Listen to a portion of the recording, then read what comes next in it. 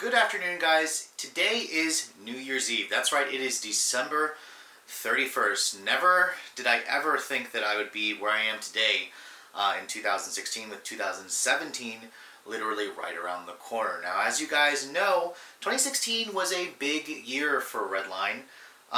This is the year that I finally went full-time with the channel. You've been seeing a lot more content being produced. I've been trying to do my best to up the quality of the content as well as bring you guys more and more of the reviews you keep clamoring me to film. So I got a lot of requests from subscribers to do a video, a year in review video, talking about my top 5 cars that I drove this year that I loved and my least favorite cars that I drove this year. So let's get started.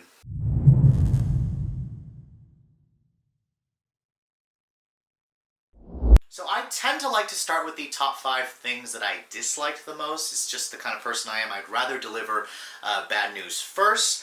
So to start it all off, number 5 for my least favorite cars that I drove this year, unfortunately, that is going to go to the Toyota Corolla. The Corolla's stick isn't exactly a sporty transmission to drive. The throws are just ridiculously long. It feels like I'm driving a truck. And, you know, this car's throttle response is just super laggy. Corolla is definitely not perfect. It's definitely not my pick if I was going to go for a compact car. I would easily recommend a Civic Turbo or the Mazda 3 or even the Volkswagen Golf. Those are my 3 favorites. I know it is such a huge selling car.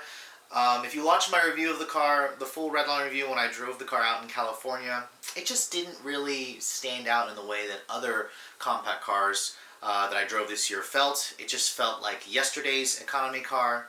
And Toyota really has a lot of work to do in the driving dynamics, the refinement, the technology, to really make that car more of a premium level compact car. As I said thousands of times, when you're buying a compact car, you want it to fool you into thinking you paid a lot more than you actually did. And unfortunately, the Corolla kind of just reminds you all the time that you bought a cheap car.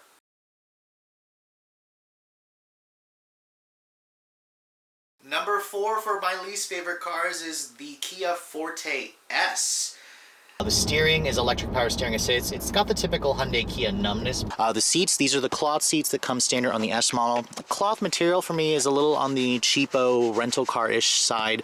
I really do feel bad for Kia. I mean, they do sell a pretty good amount of these cars, but to be honest, the Forte is one of the vehicles in this class that I often forget about.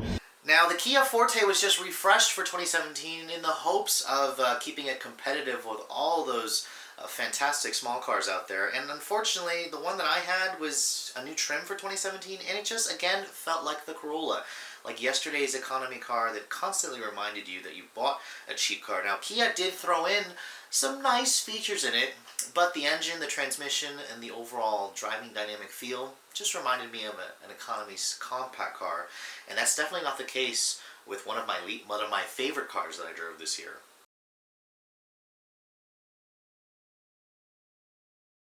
Number 3 is going to go to a car that I recently reviewed, and that honor goes to the 2016 Fiat 500X crossover.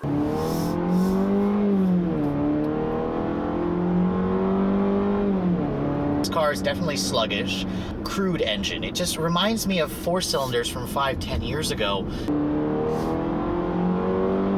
And it's just really slow to rev. Its transmission shifts really clunkily. It's slow to shift, and it gets confused all the time. Now, you guys know me, I don't really like the subcompact SUV segment in general. However, the 500X definitely was not one of the more memorable choices out there. I mean, I drove the Jeep Renegade last year. Didn't really like that, so I couldn't really say it was on my list for this year. However, when you combine the engine, the crude transmission in that car, it just made for a rather unpleasant driving experience. Now, that's not to say that it was a horrible car, because the interior was pleasant. It was a cute little SUV, but I just couldn't get over the terrible engine and transmission, and Fiat really has some work to do if they want to really up the refinement levels of that new crossover SUV.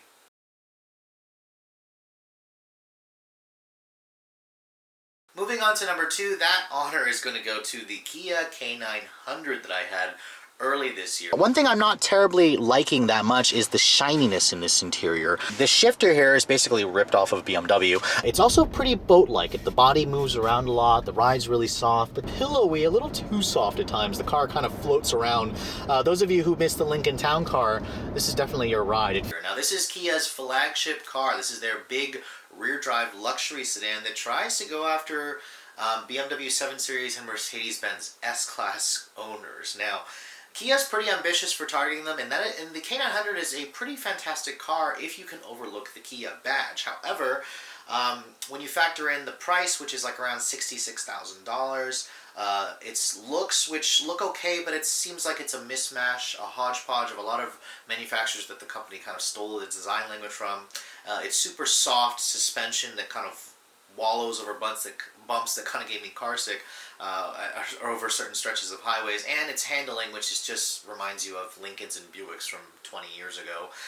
The K900 is definitely one of those cars that I would probably avoid new. You may be able to pick one up and use it as a great limo or a great Uber car in the coming years when those things really start to depreciate.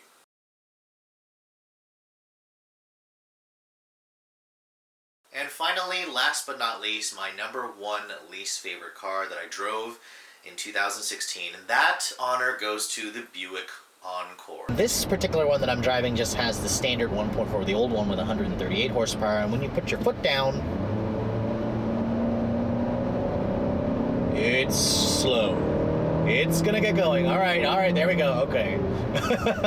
Now, the Encore again is one of the company's best-selling. Actually, it may be their best-selling vehicle, and that's not to say that it's a car that you should avoid. It's just a car that doesn't talk to me. I don't like the subcompact class in general, and the Encore, even though it was refreshed for 2017.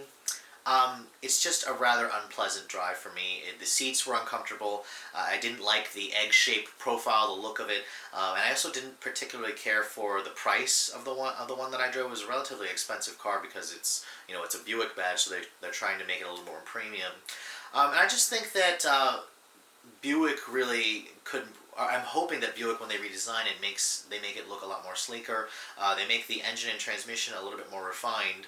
And they just make it a much more spacious car on the inside, because the current one is definitely on the cramped side. Honestly, I just think that you should just avoid subcompact SUVs in general. Just buy a compact SUV, spend a little bit more money, get a little bit more for your money in terms of features and space and practicality as well.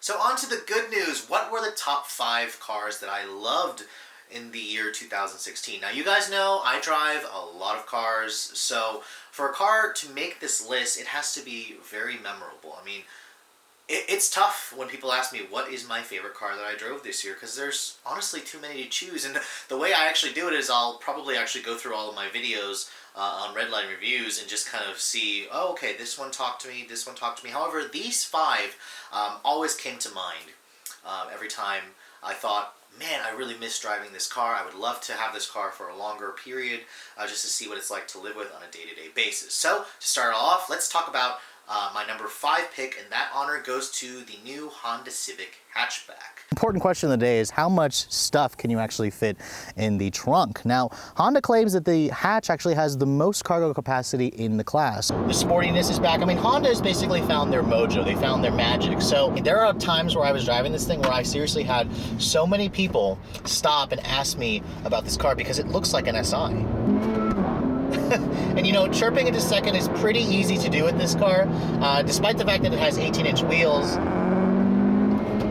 It's just an incredibly joyful car, especially when you start getting it around some back roads. I'm really impressed with this car, with the way this car drives. It's so much better than the CVT Quartz model that I've driven in the past and showed you guys. It's just a joy to go through the gates and really ring out the engine. Now, this Honda Civic hatchback is a very important vehicle for Honda. It marks the return of the hatchback body style to the States after a nearly 12-year hiatus. And this new Civic hatchback, whether you love or you hate the looks, is definitely a brilliant driving compact car. I love the sport model that I drove with the 6-speed manual and that turbo engine. It just has the Fast and the Furious sport compact looks of an SI. And it actually delivers in terms of the performance of the previous generation SI. So the Honda has really set the bar high for the next generation SI and the upcoming Type R, because they've managed to capture a lot of the SI magic in just the regular hatch. And if you guys are looking for one of the best compact cars on the market, the new Civic hatchback is definitely one that you don't want to miss.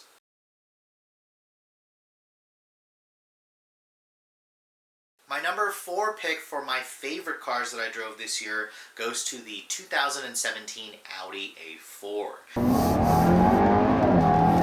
Oh. Whoa! I'm pretty impressed.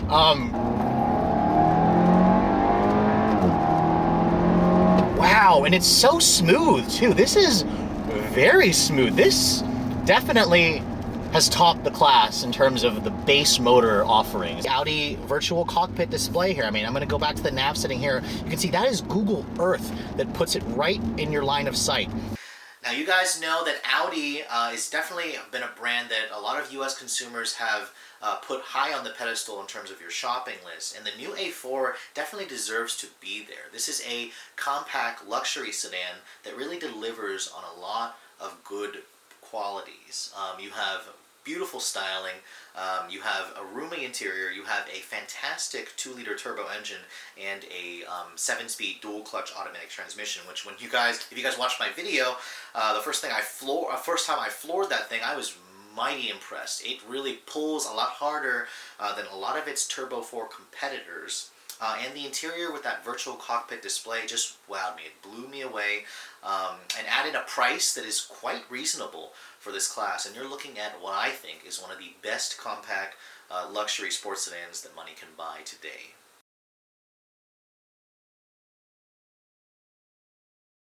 My number 3 pick for my favorite cars for 2016 goes to the 2016 Cadillac ATS-V Coupe. And when you have it in sport mode, that twin-turbo V6, that just sounds, that's music to my ears. That I drove earlier this year. Now we're talking about a 2-door or 4-door twin-turbo V6 with a 6-speed manual, a rear drive, sport coupe or sport sedan with 464 horsepower. Now, of course, I was expecting this car to be good. Little did I know just how good this car would be. The chassis is incredibly neutral. The steering is so sharp, so direct. The handling nice and flat. And aside from Q, which I didn't really care for, of course, the interior was decent, but really the moment you drove that car from the shifter to the steering, when you started hustling it through some back roads, the ATS-V Coupe really left a memorable impression in my head. And if you guys are in the market for a fast, compact sports sedan like that, you definitely don't want to pass up on Caddy's new ATS-V.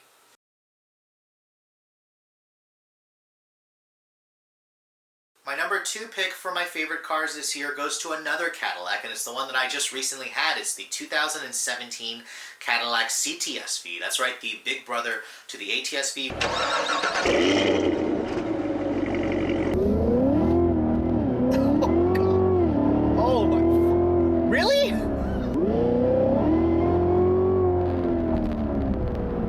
Are you kidding me? Are you kidding me?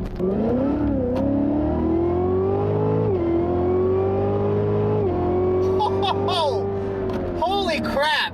Riding on the same Alpha platform as that and the new Camaro, and basically it takes everything that I loved about the ATS-V and kind of takes it up a notch. You have a supercharged LT4 6.2-liter V8 with 640 horsepower. You get those bragging rights in the big super sedan class. It's the most horsepower out of all the Germans, out of the Japanese, and you have a gorgeous exterior. I mean, my tester with the white, with the black carbon package, it just looked fantastic. It looked menacing, it looked expensive, it drove like a track car but pulled almost as hard as a Hellcat. And it was just a phenomenal driving car, and you know, starting at $85,000, the price was reasonable. Of course, my tester being over 100 and almost 110,000 was definitely a eye-watering amount of money. But I believe if you guys actually drive the new CTS-V and you don't want, you know, the same German car that your neighbor has, I think it'll be definitely at the top of your list. And if you guys are looking for something that's a track-focused car with the honkin' V8, American style, make sure you put that one at the top of your list.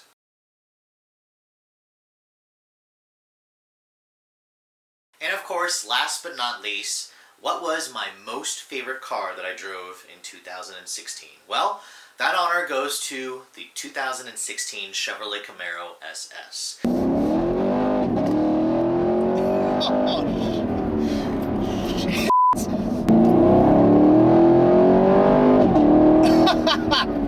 Oh my God, this is wow.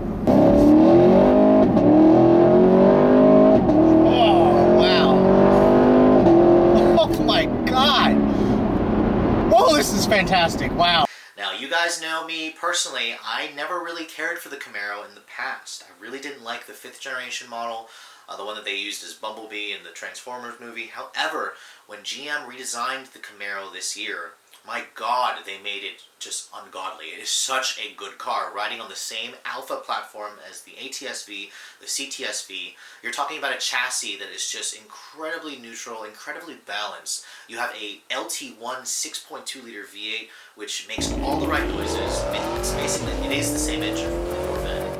And you have an interior that also is quite upscale looking. I really loved the interior design of the new Camaro. Chevy upped the material quality. The space was also good. The back seat, it's kind of a throwaway, but again, it's a muscle car. Seeing out of the car definitely takes some getting used to, but I thought it was just fine after I drove it for a week. And, I mean, the looks of that thing. Everybody stared at that car way more than when I drove any of the current generation Mustangs, aside from a Shelby, which I actually haven't had a chance to drive yet.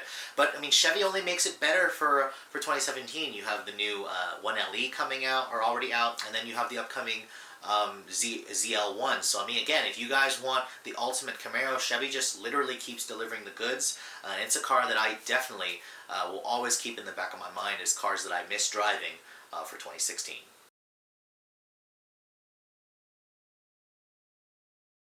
So there you have it, guys, my top 5 picks for the cars that I loved and the cars that I didn't love so much in the year 2016. Now, I want to thank you. I want to take a moment to thank you guys so much for watching and subscribing. I mean, the channel definitely wouldn't be where it is today without all of your support and all of you guys watching. I also want to thank all the manufacturers that provide me with all these wonderful press cars for you. For me to drive to show you guys, and for taking me to these trips so I can go and drive these cars when they first come out, like the new CR-V, the new Civic hatch, the Toyota 86, the Prius Prime. I mean, these media drives are definitely a huge privilege that I always enjoy going to. And for the 2017 year, I definitely have some big plans for Redline as I move on to my first full year of doing this full time. I want to be able to bring you guys more and more reviews. I want to try to show you guys more content from the auto shows, and as well as bring you guys reviews first as these all new models first come out. But next week I'll actually be leaving to go to Detroit for the auto show, for the 2017 Detroit Auto Show. There's lots of new showings that Detroit's going to be showing us, so that's going to be a pretty exciting time. But I really want to genuinely extend my thanks for all of you who have been loyal, who've been watching me for years. I mean, I literally started Redline back in 2012, and it's been an incredible journey. I had no idea this is where I would be, nearly 5 years ago since starting the channel. So I want to thank you guys again for being such big fans. I hope you all have an incredible new year, and I'll see you all in 2017.